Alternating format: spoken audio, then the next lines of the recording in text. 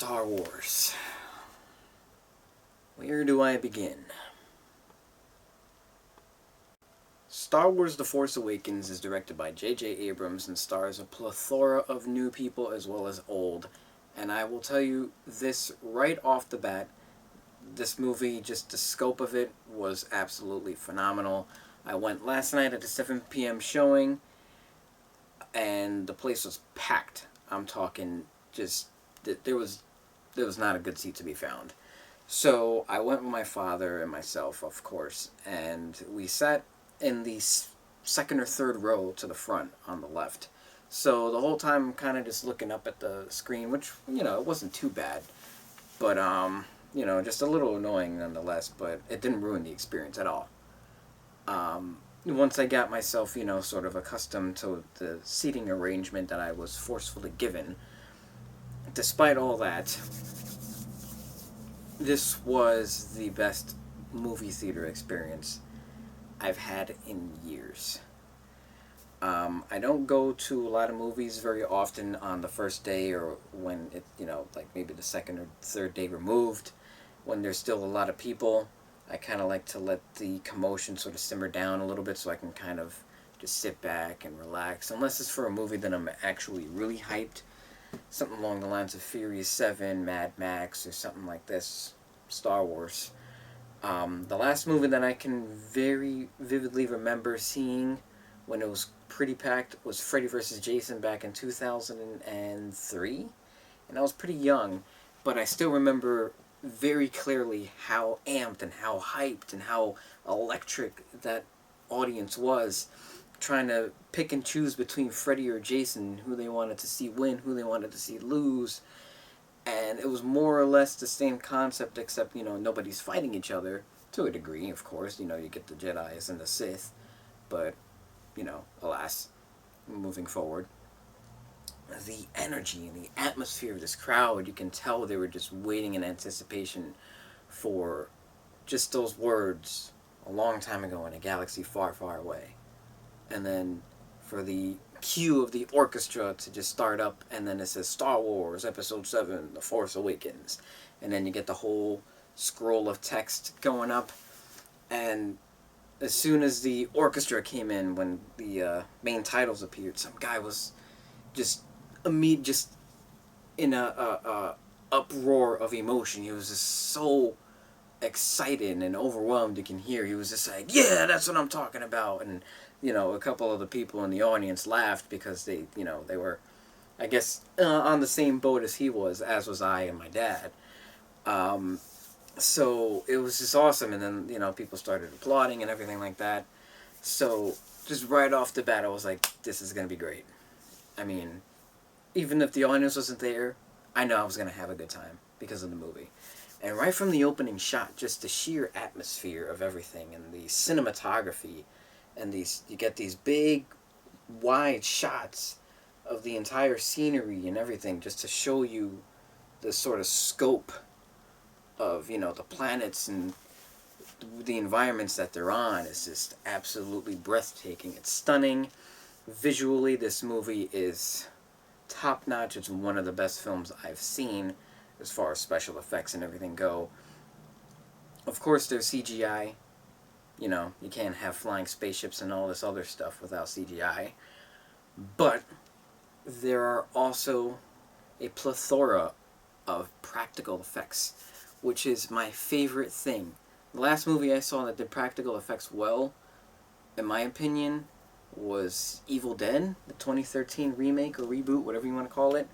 I mean, I know a couple of other movies have done practical effects since then or before then, but something that was well done like that, I mean, hasn't really been done because a lot of movies just overuse CGI too much, and it kind of takes you out of the experience, at least for me. But when there's a good blend of it, it's just a match made in heaven. It looks phenomenal, and I couldn't ask for more. And this movie gave me everything that I wanted as a fan and as a fan of filmmaking. Absolutely, just J.J. Abrams, my hat is off to you. So moving along, the story is about a stormtrooper named Finn, who was with the First Order, and he goes through something. He doesn't want to be a stormtrooper anymore, so he escapes, and he meets up with a lovely young lady by the name of Rey, who was played by Daisy Ridley, Finn being played by John Boyega, and these people are very young in real life. They're like 22, 23 years old, which is pretty cool, at such a young age to land the gig like this. You're done. You're made. Moving along, they team up. They have BB-8, which is that little, circular sphere robot, the orange and white one. You know what I'm talking about. When I saw this thing, I think myself, among with a plethora of Star Wars fans, were scared because they didn't want the same thing that happened with Jar Jar Binks in The Phantom Menace. You get this character that's sort of catered for children, or is like this sort of comic relief, if you will. BB-8 was not that. BB-8 was what R2-D2 was to the original Star Wars. BB-8 is to these new Star Wars, this new trilogy. He was perfect right off the bat. Just everybody kind of loved him. They established the character. They established the bond between him and a character by the name of Poe, who was one of the best fighter pilots, played by Oscar Isaac, who just oozes charisma. Everyone in this movie oozes charisma. John Boyega, you can tell he's having a good time. Daisy Ridley, she owns the role that she's given, and everything, that they give her way, she owns it. Oscar Isaac was great. And to sort of backtrack a little bit, the character of Finn meets up with Rey, and Rey meets up with BB-8, and then they go on this long journey, and upon this journey they meet up with the older generation, which we all know by the trailers, Harrison Ford, Han Solo, Chewbacca, Peter Mayhew. From the first scene of the movie, it just sets the ground for so many things to be established. The character development is well done. The story progression is well done. The pacing is well done. I was never bored in this movie at all. By the time the end of the movie came, I wanted it to go for another half hour, an hour. I'm like, give me episode 8 already. But I'll save that for a little bit later. Kylo Ren, played by Adam Driver. Just as soon as he is shown on screen, his presence is already just felt. His aura is there. He makes his statement right there.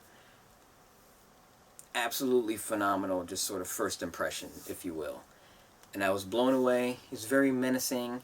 He has this dark, brooding, mysterious sort of vibe about him, and you can't help but be sort of drawn and absorbed by his performance, because the character development, again, is so well done.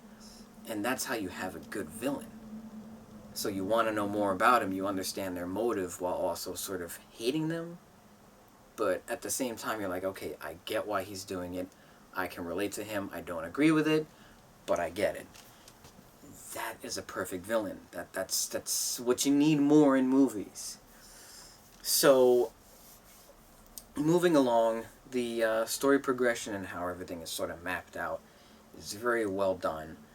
And, you get rewarded as, the third act of the film draws closer.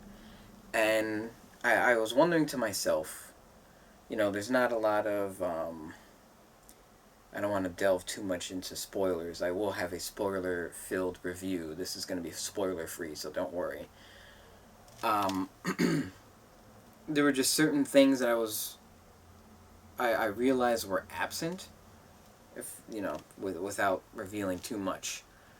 But at the same time, when I kind of just took a step back and just took everything in, I realized they're utilizing that less is more aspect very well. And I do truly believe that. A film that I can relate to that did that recently was Godzilla.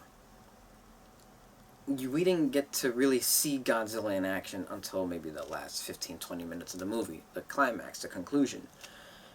But the build-up leading up to it, you're like, oh man, I want to see more Godzilla. You had those original monsters established.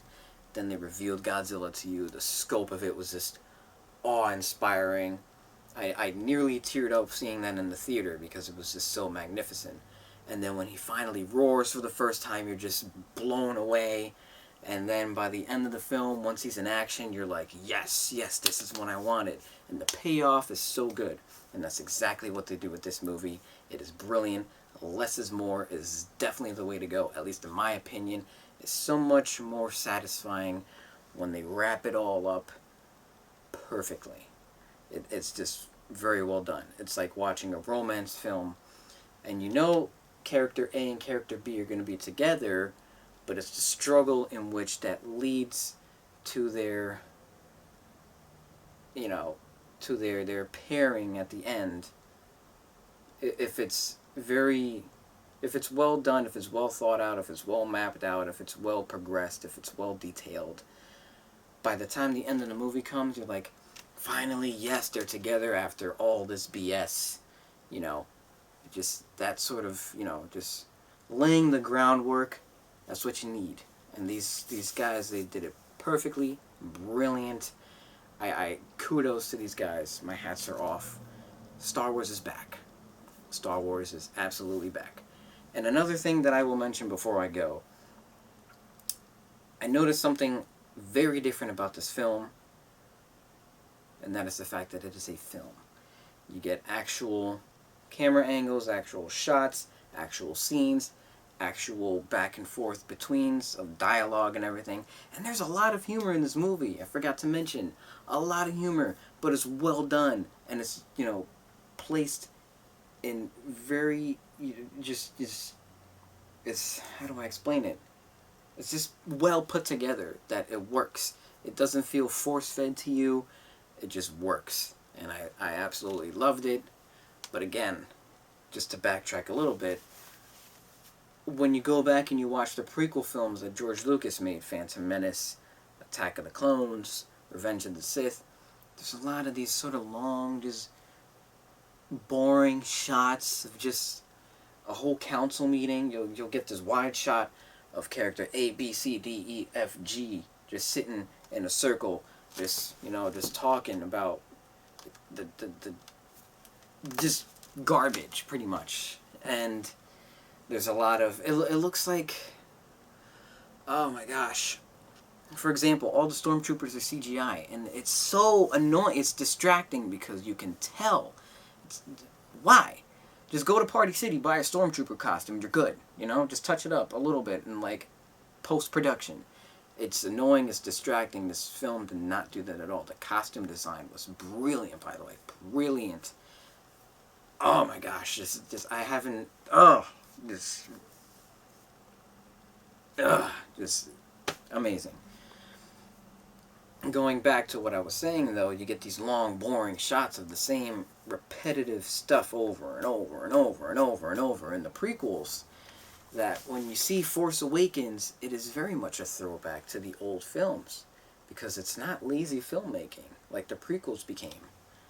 You know, it's filmmaking at its finest. You know, they wanted to please the Star Wars fans and give them what they wanted, and we got exactly what we wanted. And again, I cannot put this film on a more higher of a pedestal than I already am. I will say this. When I saw Fury 7 earlier this year in theaters, I absolutely loved it. I thought it was a great action film, and it had drama. It had a huge dramatic heft to it, which is surprising for a Fast and Furious film. You would never expect that. I saw Mad Max in the movie theater, and I thought it was phenomenal. It was my favorite movie of the year. It was one of my favorite action films since Terminator 2 Judgment Day. Yes, I know that's quite a long time ago, but it's still held in regard as one of my favorite action films of all time, and Mad Max is like right there. Upon seeing Star Wars Episode 7, The Force Awakens, this is my favorite film of 2015. I can say that without a shadow of a doubt. I will give this film an A. So there you have it, folks. Make sure to like this video. Comment your thoughts down below, what you thought of Star Wars Episode 7 The Force Awakens, please refrain from spoilers. If you want to talk spoilers, save them for my other video. I will have a spoiler-filled review where we can just, talk about any and everything that you guys want to. But as far as that goes, don't leave any spoilers down in the comment section below. I will be monitoring them. I won't post them. But, of course, subscribe for more awesome content just like this. And I will see you guys in the next video.